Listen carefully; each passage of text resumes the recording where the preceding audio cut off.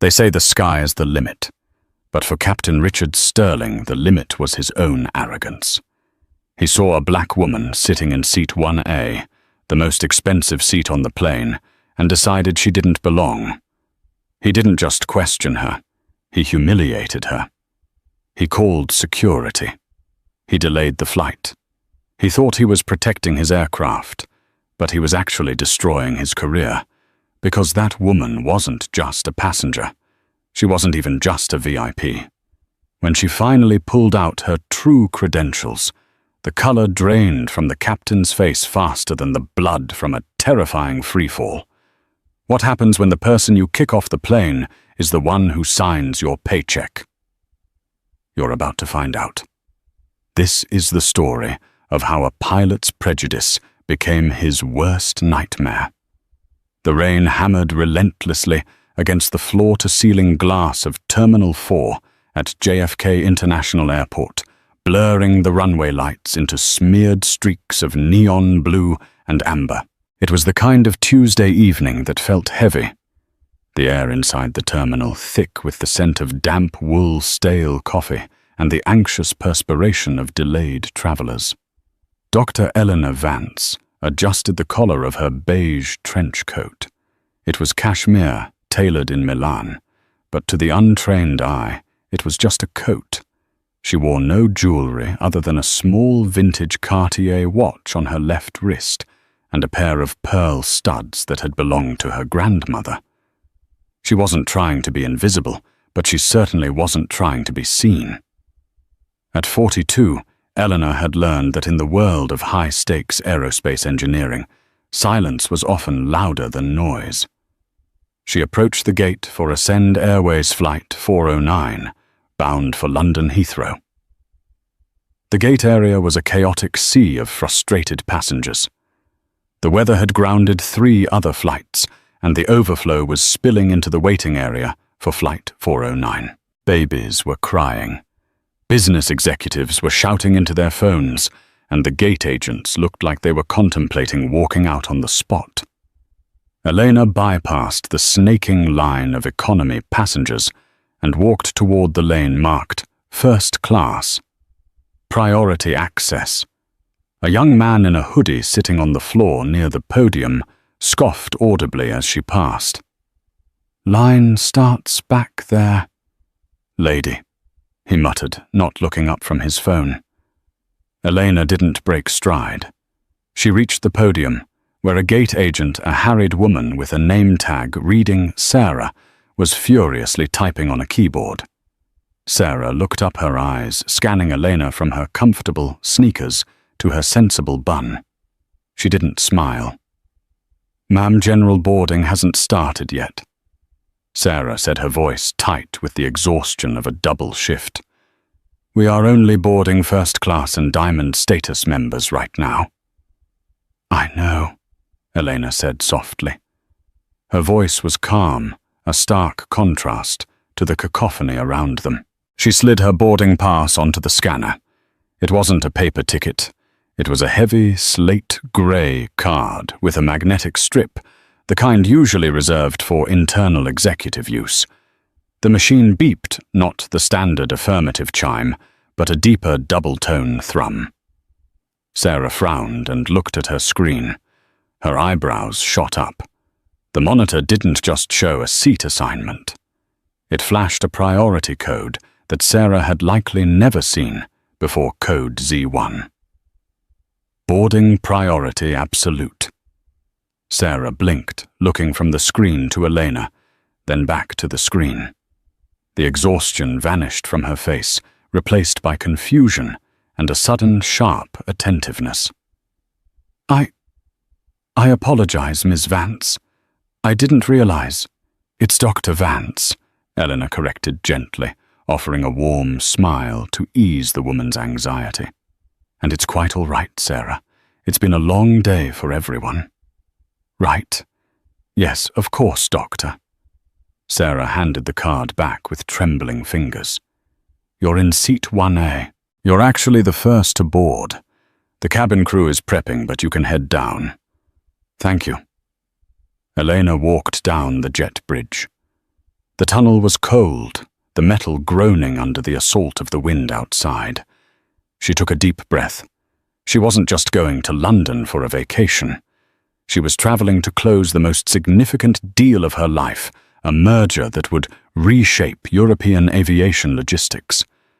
But more importantly, she was doing a ghost ride. Ascend Airways had been suffering from a string of PR disasters and safety lapses.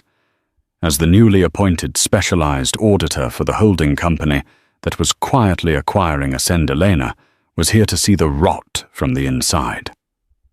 No one on the flight crew knew who she was. To them, she was just a name on a manifest. She stepped onto the aircraft. The warm, recycled air of the cabin hit her face. The interior of the Boeing 777 was pristine. The first-class cabin bathed in soft purple mood lighting. It smelled of leather and expensive champagne. A flight attendant, a tall, blonde woman named Jessica, was adjusting a stack of magazines in the galley. She turned her smile practiced and bright until her eyes landed on Eleanor. The smile faltered for a fraction of a second, a micro-expression Eleanor had seen 1,000 times before. It was the look of someone recalculating their expectations. "Welcome aboard," Jessica said, recovering her professional mask. "Can I see your boarding pass, please?" Elena held it up. Jessica glanced at it. "Seat 1A. "Oh, let me just check my list." She picked up a clipboard, running her finger down the names. "Vance. Right.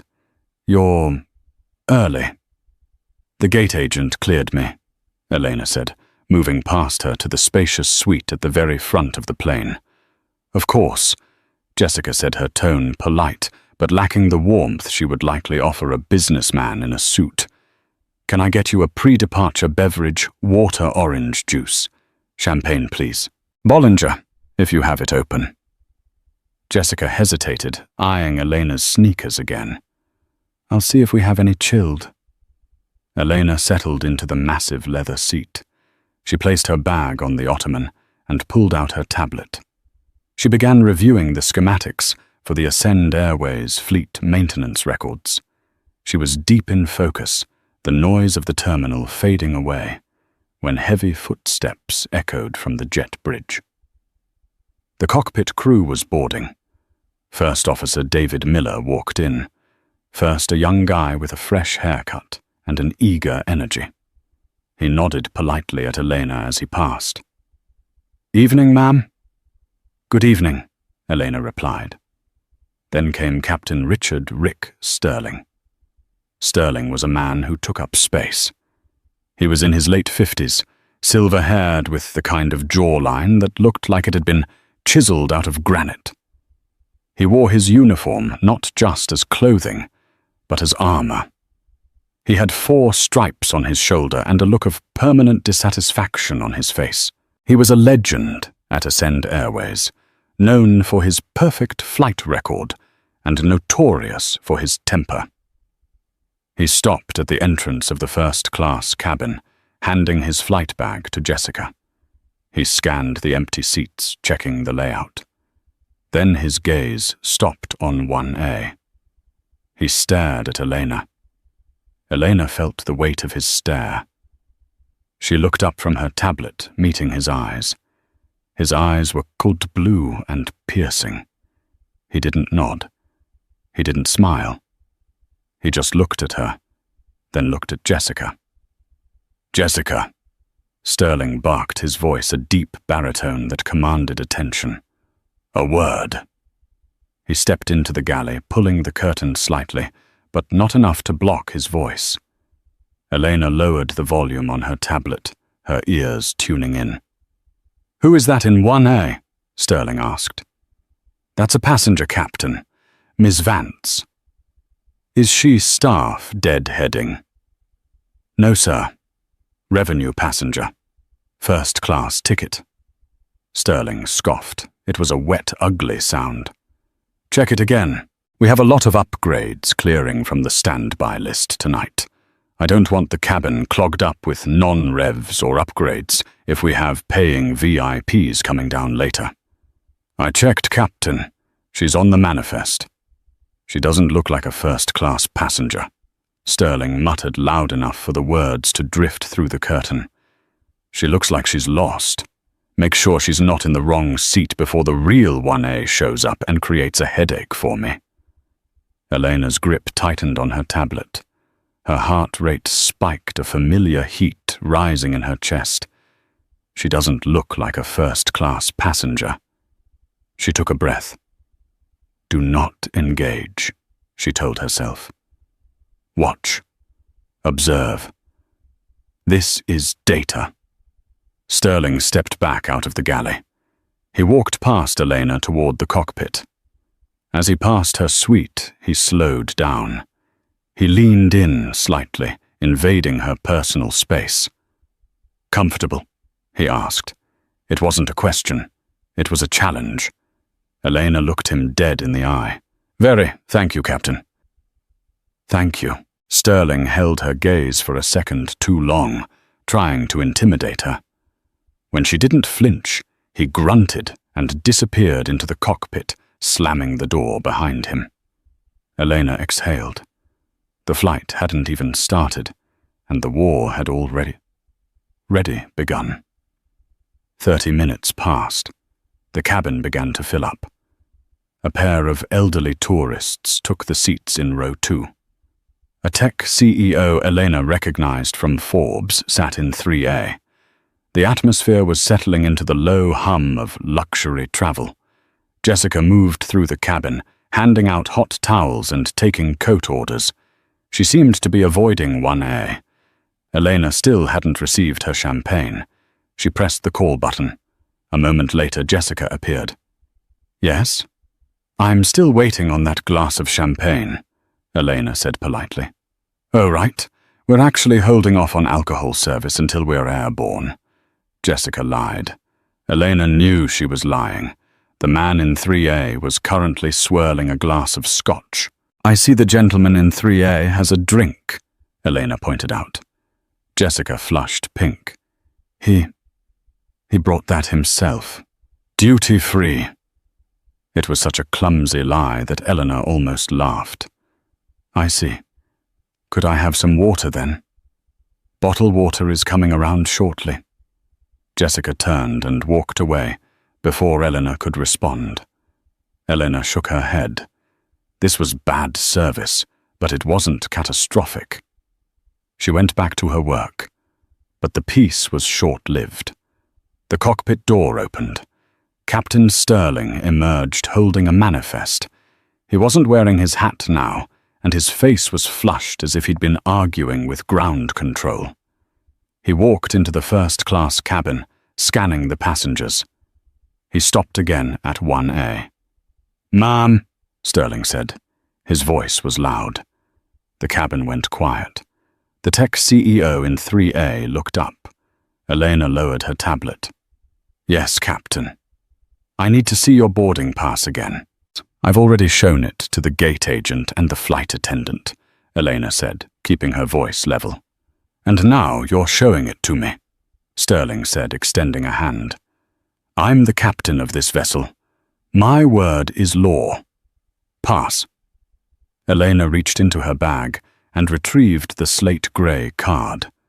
She handed it to him. Sterling looked at it. He frowned. He flipped it over. What is this? This isn't a standard Ascend Airways boarding pass. It's a digital pass printed on a reusable executive card, Elena explained. If you scan it, it will show my seat assignment. I don't have a scanner in my eyeballs, Sterling snapped. I'm looking at a piece of plastic that looks like it came out of a cereal box. Where is your paper ticket? I don't have a paper ticket. I checked in digitally. Sterling laughed, looking around the cabin to invite others to join in his amusement. Digitally, right. Look, miss. I don't know how you got past the gate agent. Maybe she was asleep, or maybe you slipped in while she was busy. But this seat is reserved for full fare paying customers. I am a full fare paying customer, Eleanor said, her voice hardening. Captain, you are making a scene." "I'm making a scene." Sterling stepped closer. He towered over her seated form. "I'm ensuring the safety and security of this flight. For all I know, you're a security risk. You have no valid ticket, you're evasive, and frankly, you don't fit the profile." "The profile?" Elena asked, raising an eyebrow. "And what profile is that, Captain Sterling?" "The profile of someone who can afford a $12,000 seat," Sterling said bluntly. "Now I'm going to ask you once. Gather your belongings and move back to economy, where I assume your actual seat is. If you have a ticket for coach, I'll let you fly. But you are not staying here." The silence in the cabin was deafening. The elderly couple in row 2 looked horrified. The tech CEO in 3A had put down his scotch and was watching with intense interest. Elena stood up. She wasn't tall, but she had a presence that could fill a boardroom. She stood toe-to-toe with Sterling. "Captain Sterling," she said, her voice projecting clearly. "I am sitting in seat 1A because it is assigned to me. I have provided valid identification and a valid boarding pass. If you have an issue with my presence, I suggest you call the gate manager. But I am not moving to economy because I did not buy an economy ticket." Sterling's face turned a shade of crimson that clashed with his uniform. His authority, his absolute God-complex authority, was being challenged by a woman he had already decided was a fraud. "I don't need to call the gate manager," Sterling hissed. "This is my plane. I say who stays and who goes, and I say you're a fraud." He turned to Jessica, who was cowering in the galley. "Jessica, get security on the line. Tell them we have a non-compliant passenger refusing to vacate a seat she hasn't paid for. Tell them to bring the cuffs." "Captain, is that necessary?" Jessica whispered, looking terrified. "Do it!" Sterling roared. "I am not taking off with this woman in my cabin. She's probably scanning credit cards on that tablet of hers right now." Elena felt a cold knot in her stomach. It wasn't fear, it was fury. Pure, unadulterated fury. But she knew that if she shouted, if she got physical, if she gave him even 1 inch of angry black woman, she would lose. The narrative would shift. She sat back down. She crossed her legs. She picked up her tablet. "Call them," Elena said coolly, not looking at Sterling. "Call security, call the police, call the FBI for all I care. But I suggest you check the name on that manifest one more time, Captain, because once you make that call, there is no turning back."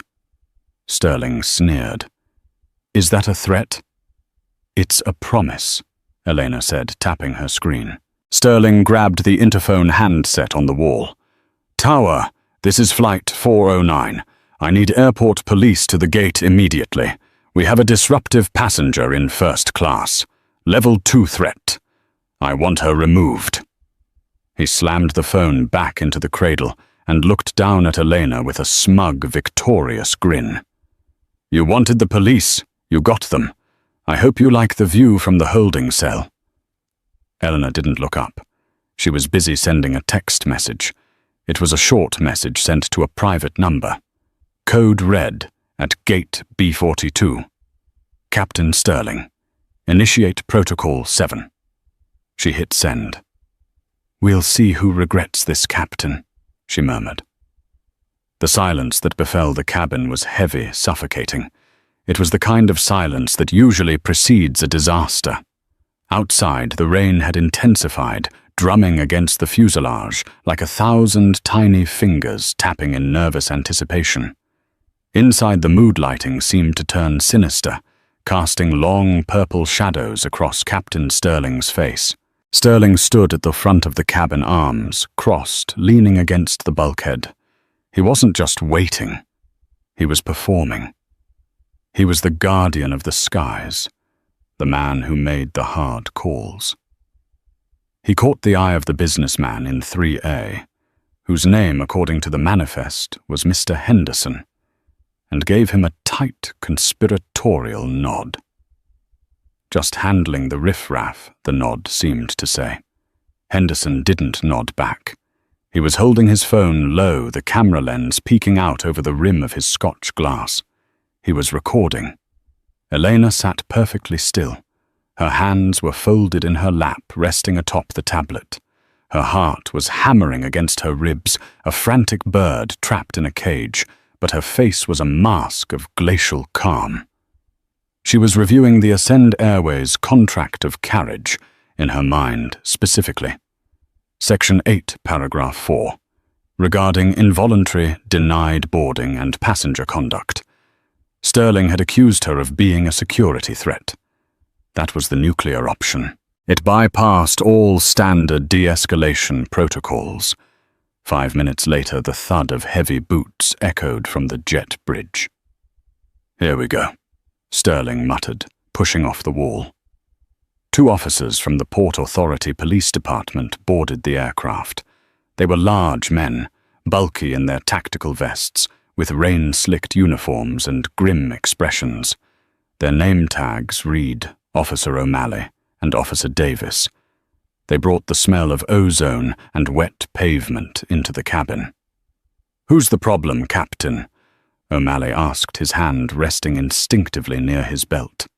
Sterling gestured grandly toward seat 1A. "Her." Passenger refused to show a valid ticket, refused to vacate the seat, and when confronted she made verbal threats against the flight crew and the aircraft. Elena's eyes widened slightly. Threats against the aircraft. That was a felony. That was the no-fly list. Sterling wasn't just kicking her off. He was trying to ruin her life. Officer Davis stepped into the suite. He didn't look at Elena's face. He looked at her hands. "Ma'am, I need you to stand up slowly. Keep your hands where I can see them." "Officer," Elena said, her voice steady, but projecting clearly so the phone in 3A could pick it up. "I am Dr. Elena Vance. I am a ticketed passenger. I have not threatened anyone. The captain is lying because he does not believe I can afford this seat." "Ma'am, stand up," Davis repeated louder this time. He wasn't interested in her side of the story. In the post-9/11 world, when a captain says, "Jump airport, police ask how high," the captain is the supreme authority on the vessel. "I am complying," Elena said. She stood up slowly. She was 5'5", dwarfed by the officer. "Turn around," Davis barked. "Is this necessary?" Henderson spoke up from seat 3A. "She's been sitting there reading a tablet. She hasn't said a word to anyone until the captain started yelling." "Stay out of it, sir," O'Malley warned, pointing a finger at Henderson, "unless you want to join her." Sterling smirked. "Thank you, officers. She's a tricky one. Claims she has some digital pass. Probably a stolen identity." Elena turned around. She felt the cold, hard metal of the handcuffs click onto her left wrist, then her right. The sound was sharp, a mechanical bite that signaled the end of her dignity. The metal pinched her skin.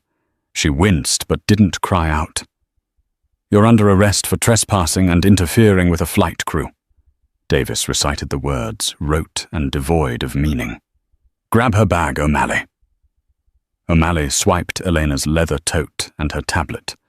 The screen was still on, displaying the live telemetry data of the aircraft's engines, but O'Malley didn't notice. He shoved the tablet into the bag. "Let's go. Move." Davis grabbed Elena by her upper arm. His grip was unnecessarily tight, digging into the muscle through her trench coat. They marched her out of the suite. As she passed Captain Sterling, he leaned in his voice a low, triumphant growl. "You picked the wrong plane, sweetheart. Maybe next time try the bus." Elena stopped. The officer tried to shove her forward, but she planted her feet. She turned her head, looking Sterling dead in the eye. Captain Richard Sterling, she said, memorizing the name on his wings. Employee ID number 49204. Remember this moment. Remember exactly how good this feels, because it is the last time you will ever set foot in a cockpit. Sterling laughed, a loud barking sound. Get her out of here. The officers shoved her through the galley and onto the jet bridge. The cold air hit her face. The walk up the inclined tunnel felt like a mold. Passengers for the economy cabin were lined up in the glass corridor, waiting to board. They stared as she was paraded past them in handcuffs. Hundreds of eyes. Whispers. A teenager pointed. A mother pulled her child closer. She's a criminal. Terrorist. Probably drunk. Elena held her head high, staring straight ahead, but inside she was screaming. The humiliation was a physical pain, a burning acid in her gut. She had 3 PhDs. She had negotiated billion-dollar contracts.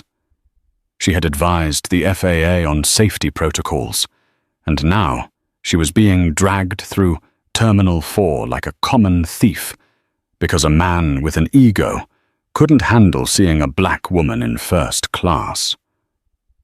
They reached the gate area. Sarah, the gate agent who had boarded her, gasped, her hand flying to her mouth. "Dr. Vance?" Sarah squeaked. "What? What is happening?" "Tell the captain he's safe, Sarah," Officer O'Malley joked. "We got the perp." "But she's code Z1. Sarah whispered, her face pale. "She's a code pain in the ass." O'Malley laughed. "We're taking her to the substation for processing. Call baggage, get her checked luggage off the plane." They dragged Elena past the podium, past the shocked onlookers, and toward the sterile corridor that led to the airport police substation. Back on the plane, Sterling adjusted his tie. He felt energized. A surge of adrenaline pumped through his veins. He turned to the cabin, addressing the wide-eyed passengers. "Apologies for the disturbance, folks," he announced, his voice booming with fake charm. "Safety is our #1 priority at Ascend. We don't take chances. Now let's get this bird in the air. Flight attendants prepare for cross-check." He walked into the cockpit and sat in the left seat. He put on his headset. He felt like a king. "Ready to push Dave?" he asked his first officer. David Miller looked uneasy. Captain was that. She seemed pretty calm. "It's an act, Dave." Sterling dismissed him, flipping switches on the overhead panel. "Sociopaths are always calm. Trust me, I did us a favor. Now call the tower. Let's go." Sterling thought the problem was solved. He thought he had won. He had no idea that the Sund-Red text Elena sent had just landed on the phone of the most powerful man in the aviation industry. The holding cell at JFK's Terminal 4 police substation was a bleak, windowless room, painted a color that could only be described as institutional despair. It smelled of floor cleaner and old sweat. Elena sat on a metal bench, one hand still cuffed to a bar on the wall. They had removed the other cuff to let her sit, but they hadn't given her back her phone or her bag. Officer Davis sat at a desk opposite her, typing up the incident report. "So," he said, not looking up. "You want to tell me your real name now, or are we going to have to wait for fingerprints?" "I told you my name," Elena said calmly. "I also told you that you need to contact Marcus Thorne immediately." Davis chuckled.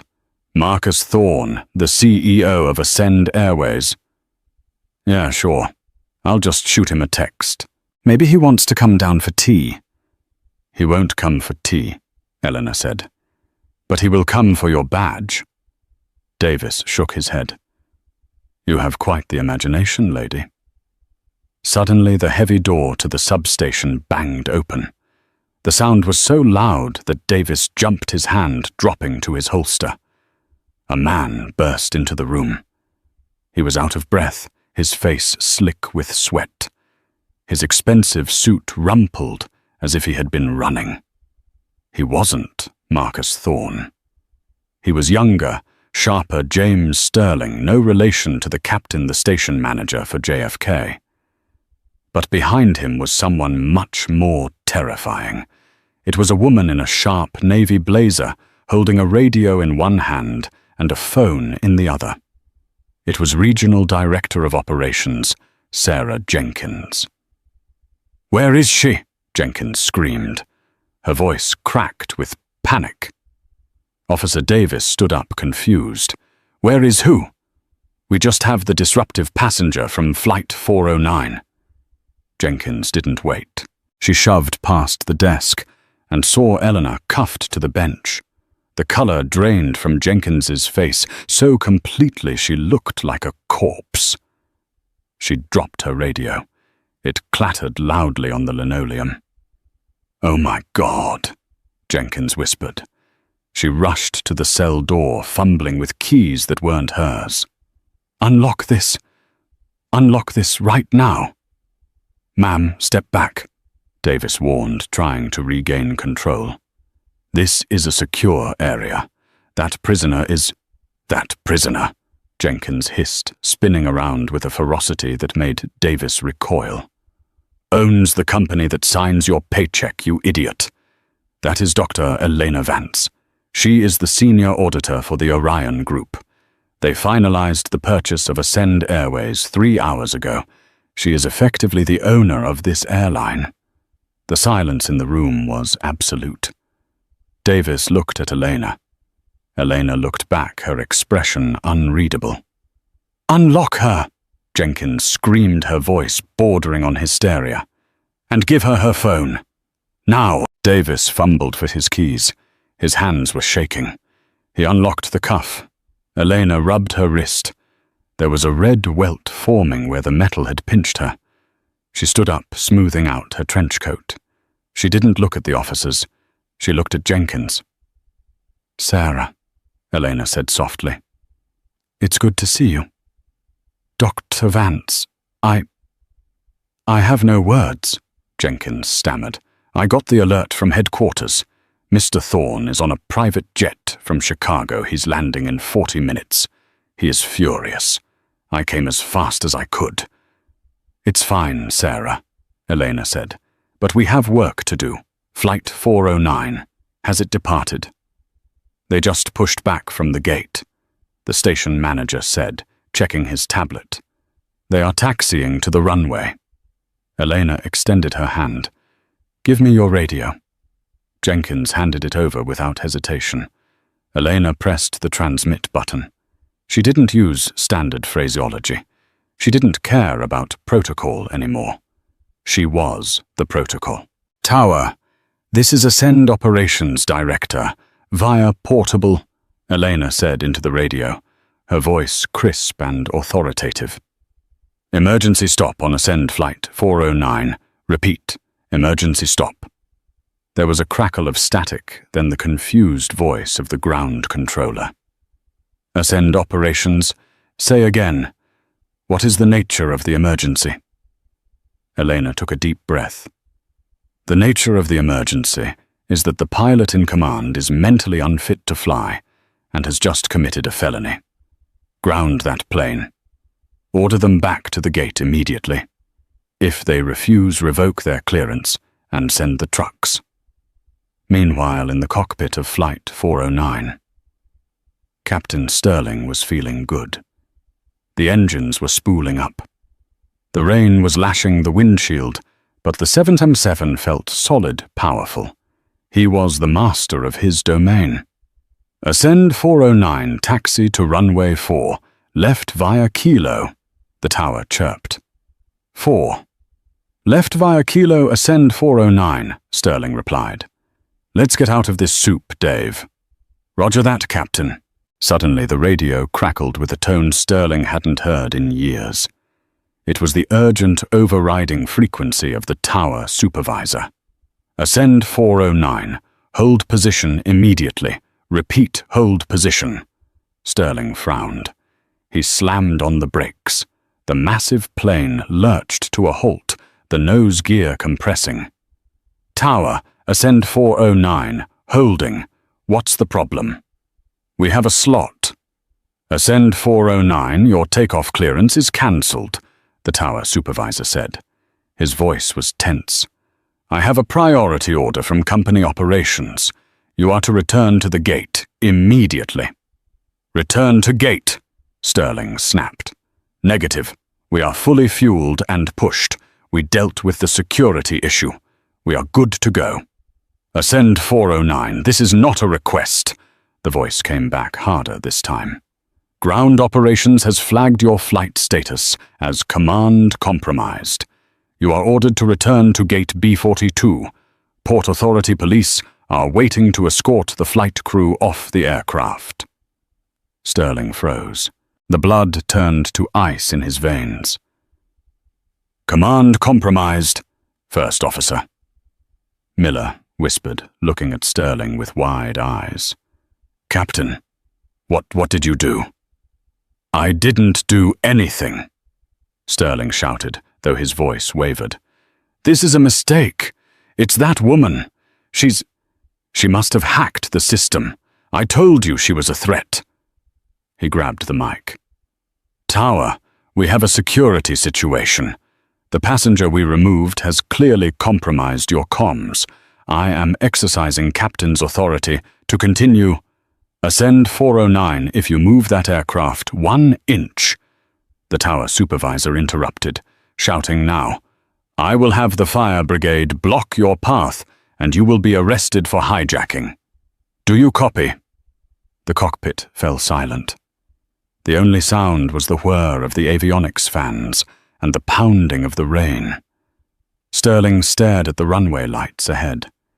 They looked like blurry streaks of blood. "Turn us around, Dave."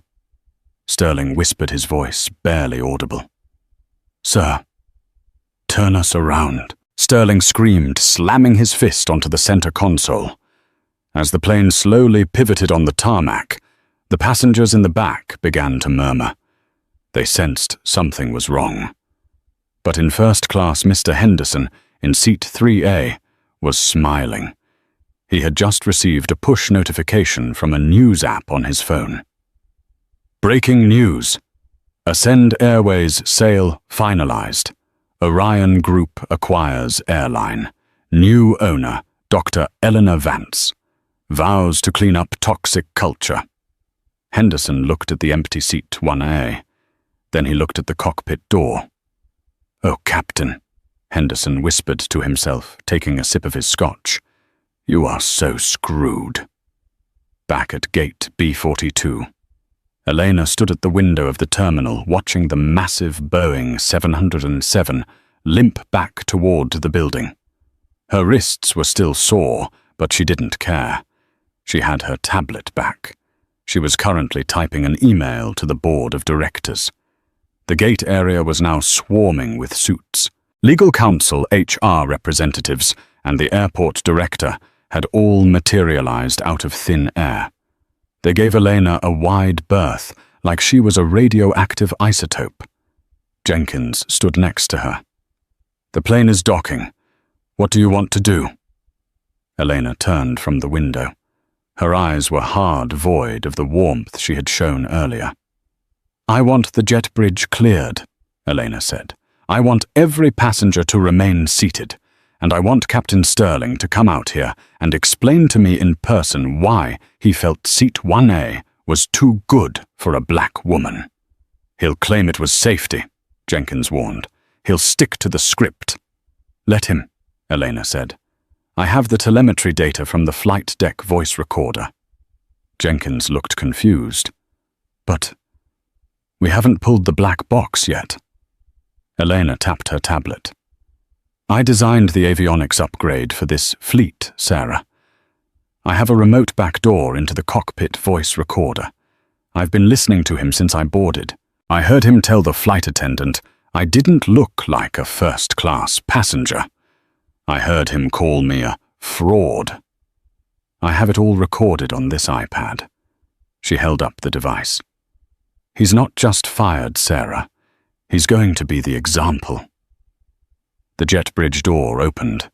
The rush of air hissed. Captain Sterling appeared in the doorway. He wasn't walking with his chest out anymore. He was pale, sweating, and carrying his flight bag like it weighed 1,000 pounds. First Officer Miller followed him, looking like he wanted to dissolve into the floor. Sterling looked up. He saw the police. He saw the suits. And then in the center of them all, standing like a judge at the gates of judgment, he saw Dr. Eleanor Vance. She wasn't in handcuffs anymore. "Captain Sterling," Eleanor said, her voice cutting through the noise of the terminal. "Welcome back. We need to have a talk about your profile." Captain Richard Sterling stood at the threshold of the jet bridge, the sterile fluorescent lights of the terminal reflecting off the gold stripes on his shoulders. Stripes that suddenly felt like a costume rather than a rank. He looked at the assembly before him. The terrified gate agents, the grim-faced police officers, the corporate lawyers checking their watches, and Regional Director Sarah Jenkins, who looked like she was about to be sick. And in the center of it all, Dr. Eleanor Vance. Sterling was a man of arrogance, but he wasn't stupid. He knew he was in trouble. However, his ego wouldn't allow him to believe it was fatal. He convinced himself this was just a bureaucratic mix-up, a misunderstanding that he, with his 30 years of flight experience and command presence, could talk his way out of. He straightened his tie, puffed out his chest, and walked straight toward Jenkins, ignoring Elena entirely. "Sarah," Sterling said, his voice booming with forced confidence. "I'm glad you're here. We have a serious situation. Ground control has completely lost the plot. I had a security risk on board, a non-compliant passenger who refused to identify herself properly, and now I'm being treated like the criminal I want a union rep, and I want that tower supervisor written up for insubordination." Jenkins didn't answer. She just stared at him with a mixture of pity and disgust. "Captain Sterling." Elena's voice cut through the air. It wasn't loud, but it had the sharp, metallic precision of a scalpel. "I believe I am the security risk you are referring to." Sterling turned to her, his lip curling in a sneer he couldn't quite suppress. "Look, lady, I don't know who you called or what strings you pulled, but you disrupted my flight. You threatened my crew." "Did I?" Elena asked. She took a step closer. The police officers stepped back, sensing the power dynamic had shifted. They were no longer guarding a prisoner. They were witnessing an execution. "Be very specific, Captain. What exact threat did I make?" Your demeanor was aggressive," Sterling stammered, falling back on the vague language bullies always use. "You refused to follow crew instructions. You claimed to be someone you obviously aren't. And when I asked for your ticket, you produced a fake digital card." "A fake card," Elena repeated. She turned to the crowd of suits. "Mr. Henderson, the legal counsel for Ascend." A man in a grey suit stepped forward. "Yes, Dr. Vance? Is the Executive Priority Access Card a fake document?" "No, ma'am," the lawyer said, his voice trembling slightly. "It is the highest level of clearance issued by the Orion Group. It overrides all other ticketing protocols. It is issued to fewer than 10 people in the world." Sterling blinked. "Orion Group? What does a holding company have to do with my airline?" "Your airline," Elena laughed. It was a dry, humorless sound. "Captain, you really haven't checked your email today, have you? Ascend Airways was acquired this morning at 0920 hours. I am the senior auditor and the acting transition CEO for the Orion Group. I own this plane. I own the fuel in the wings. I own the seat you kicked me out of. And unfortunately for you, I own your employment contract." Sterling's face went from red to a sickly shade of grey. His mouth opened, but no sound came out. The reality hit him like a bird strike to the windshield. The nobody in 1A was the boss. The big boss. I didn't know, Sterling whispered. Dr. Vance, if I had known who you were, obviously protocols would have been different. I was just trying to protect the— Stop, Elena commanded. She held up a hand. Don't you dare insult my intelligence by telling me you would have treated me with basic human dignity if you knew I was rich. That is the problem, Richard. You looked at me, a black woman in a trench coat, and you decided I didn't belong. You decided I was a fraud. You decided I was a threat. It wasn't about race, Sterling shouted, his defense mechanism kicking in. It was about security. You didn't fit the profile. Ah, the profile. Elena nodded. She tapped the screen of her tablet. Let's talk about that profile, because as I mentioned to your station manager, I have remote access to the flight deck audio. She pressed a button on the screen. The volume was turned all the way up. A tinny digital recording of Sterling's voice echoed through the silent terminal gate area. She doesn't look like a first-class passenger. She looks like she's lost. Make sure she's not in the wrong seat before the real 1A shows up and creates a headache for me. Sterling flinched as if he'd been slapped. Elena let the silence hang for a moment, then pressed play again. Get security on the line. Tell them we have a non-compliant passenger. I am not taking off with this woman in my cabin. She's probably scanning credit cards on that tablet of hers right now. The recording ended. The silence in the terminal was absolute. Even the passengers who were now slowly disembarking from the jet bridge behind Sterling had stopped to listen. They were witnessing the public dismantling of a tyrant. She's probably scanning credit cards, Elena repeated, her voice shaking with controlled rage. That is what you said, based on nothing but the color of my skin and the fact that I wasn't wearing a suit. You criminalized my existence in my own company. It was a stressful situation, Sterling yelled, sweat pouring down his face. I was venting— That's cockpit talk. You can't use that against me. It's a violation of privacy. Actually, the lawyer, Mr. Henderson, interjected smoothly, under the new contract terms you signed last year. Captain, any audio recorded on company equipment is the sole property of the airline, and gross misconduct involving racial discrimination is grounds for immediate termination with cause. Termination. Sterling laughed nervously. You can't fire me. I have 30 years. I'm the chief pilot of the 707 fleet.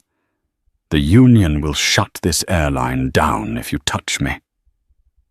Eleanor looked past him to the first officer, David Miller, who was standing quietly by the door. First Officer Miller, Elena said. Miller stood at attention. Yes, ma'am. Did you agree with the captain's assessment that I was a security threat?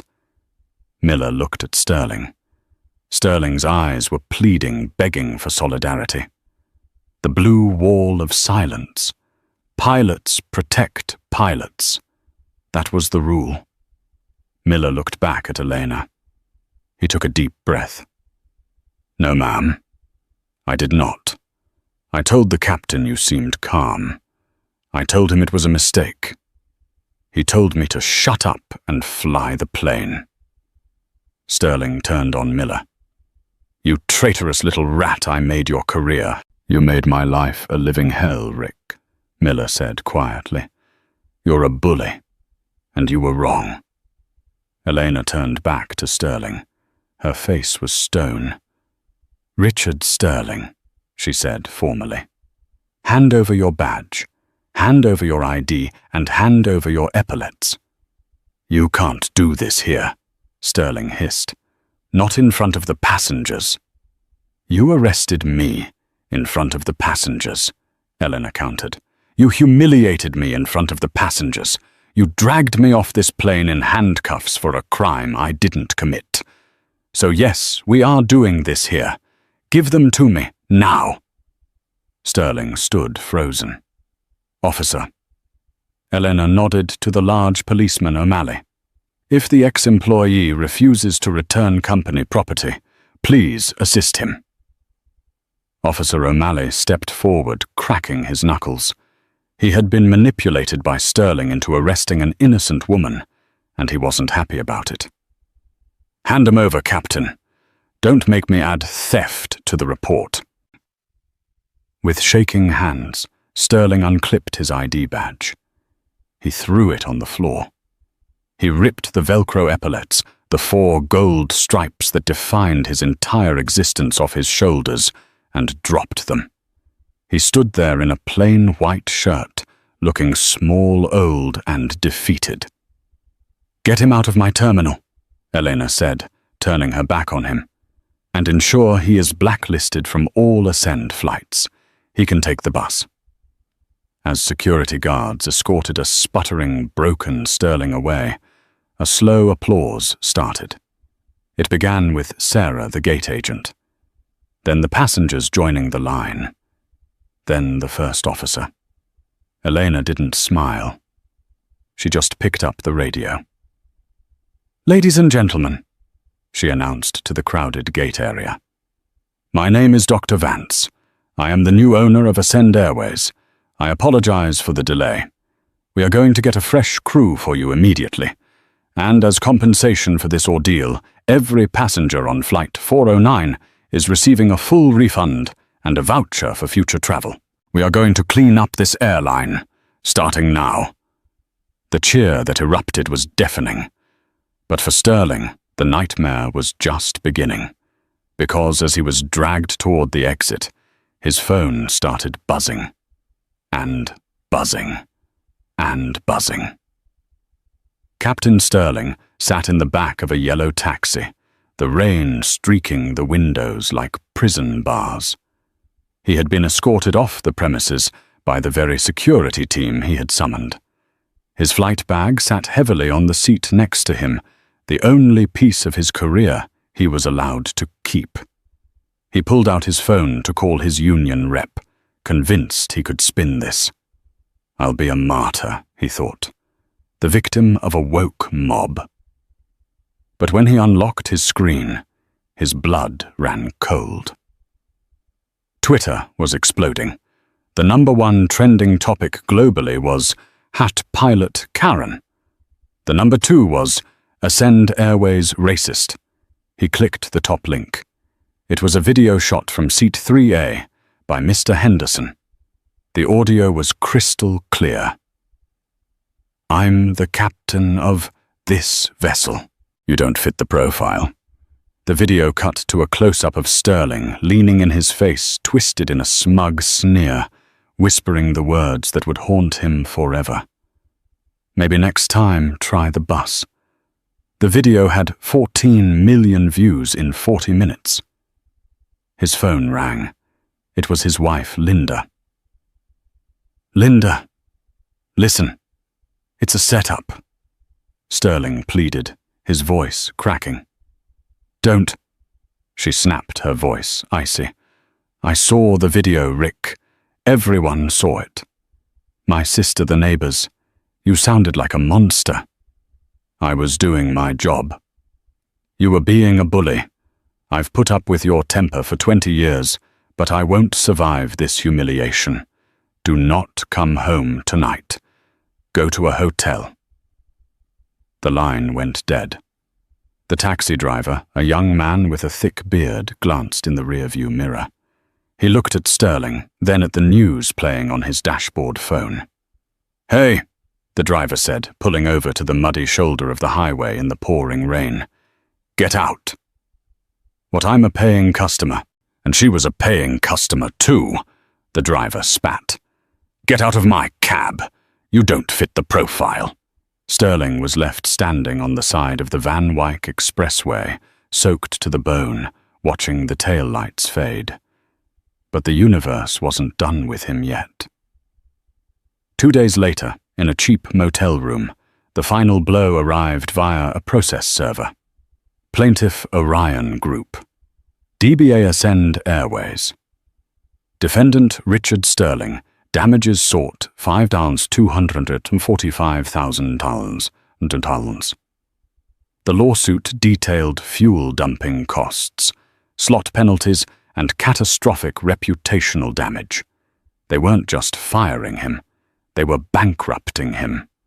They had also filed a motion with the FAA to permanently revoke his license under the Character and Competence Clause.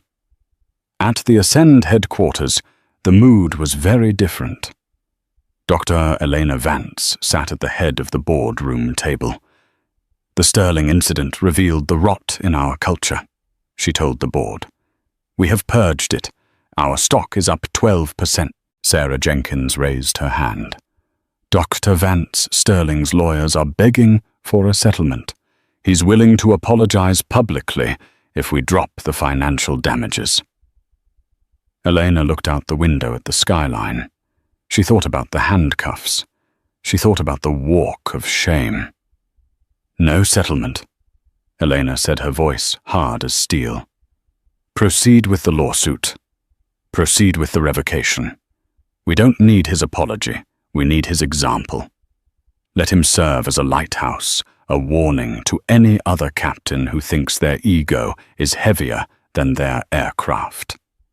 12 months later. The autumn sun bathed JFK International Airport in golden light. Inside the newly branded Orion Ascend hangar, 300 people sat in folding chairs. Dr. Eleanor Vance stepped to the podium wearing a crisp white suit that signaled a new era. A year ago, I was told I didn't fit the profile, Elena said, her voice echoing through the hangar. I was told to take the bus. A knowing ripple of laughter went through the crowd. Today we prove that the profile of a pilot is defined by skill and integrity, not bias. I am proud to announce the graduating class of the Vance Orion Flight Scholarship. 50 full-ride scholarships for pilots from underrepresented communities. The crowd erupted. In the front row, David Miller, now a captain, with 4 fresh stripes on his shoulder, clapped the loudest. He was the face of the new Ascend, young, diverse, and kind. 5 miles away, at the edge of the airport's perimeter, the atmosphere was very different. The economy long-term parking lot C was a graveyard of cars and broken dreams. A battered shuttle bus rattled to a stop at Section G. The brakes squealed agonizingly loud. "Terminal 4, watch your step," the driver grunted. He stared straight ahead, gripping the plastic steering wheel with knobby, tired hands. The driver was gaunt, his silver hair thinning and unkempt beneath a greasy cap that read JFK Parking Services. It was Richard Sterling. The lawsuit had taken everything: his pension, his savings, his home. He lived in a studio apartment above a bodega in Queens. He was blacklisted from every cockpit in the world. The only job he could get that kept him near the airport was driving the shuttle. "Excuse me, driver," a woman's voice asked. Sterling flinched. He kept his head down. "Yeah. Do you go to the International Arrivals Hall?" Sterling froze. He knew that voice. He slowly looked up into the oversized rearview mirror. Reflected, there was Sarah Jenkins, now wearing the badge of a terminal manager. She was looking at her phone, but she sensed his gaze. She looked up. Their eyes met in the mirror. Sarah's eyes widened. She leaned forward, squinting. She saw the ghost of the man who used to terrorize the gate staff. The man who had played go. "Captain, Sterling," she whispered. Sterling yanked his cap down, shielding his face. He jammed the bus into gear, his heart hammering against his ribs. "Just the driver, ma'am," he rasped, his voice breaking. "I'm just the driver." He slammed on the gas.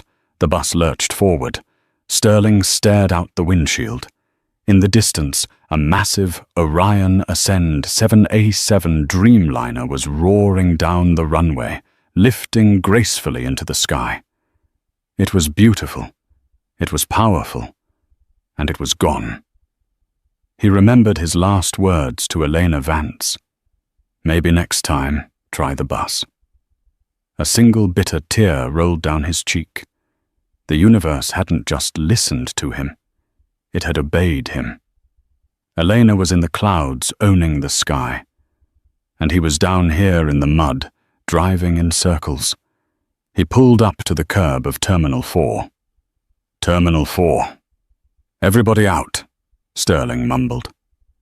Sarah walked to the front. She paused at the door, looking at the broken man. She could have gloated. She could have reported him. But she realized his existence was punishment enough. "Drive safe," she said softly, and stepped off into her bright future. Sterling closed the doors. He sat alone in the empty bus for a long moment, the diesel engine vibrating through his bones. Then he put the shuttle in drive and began the slow loop back to the parking lot, realizing that while karma might be delayed, it never misses a flight. And that, ladies and gentlemen, is the story of Captain Richard Sterling, a man who thought his stripes gave him the right to judge others, only to find out that the person he judged held the keys to his entire kingdom. It's a brutal reminder that in this life you never truly know who you are dealing with. Treating people with dignity isn't just a moral choice, it's a survival strategy. Sterling told Dr. Vance to take the bus, and in a twist of poetic justice that only reality could script, he ended up driving one. The karma wasn't just instant, it was permanent. What do you think? Did the punishment fit the crime? Or was the lifetime ban and financial ruin too harsh for one bad day? I want to hear your thoughts in the comments below. Let's get a debate going. If you enjoyed this story of justice served cold, please do me a huge favor. Smash that like button, it really helps the channel grow. Share this video with someone who needs a reminder to be humble, and don't forget to subscribe and hit the notification bell so you never miss a new story. Until next time, keep your eyes on the skies, but keep your feet on the ground. Thanks for watching.